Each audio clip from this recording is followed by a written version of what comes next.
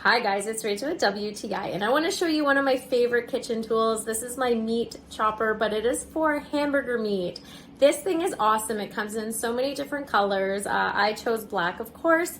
It has 5 blades on it. This is all like a plastic material, but it is premium heat resistant, so it is not going to melt when you're using it while you're cooking on the stove, which is one of the best things I think about it. I have had this for so many years.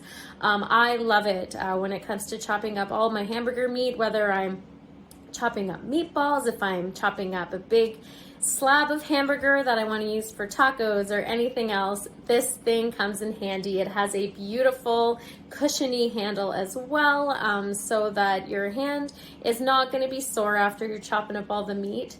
Also, this is really good too if you do want to use it for mashed potatoes. It can. It does have the blades on the end and on the sides, so it does come in handy for different things. I absolutely love it. It washes amazing. It's so easy to clean, even in all the nooks and crannies. It is dishwasher safe as well, so that is a bonus on top of everything else, but that's just my point of view.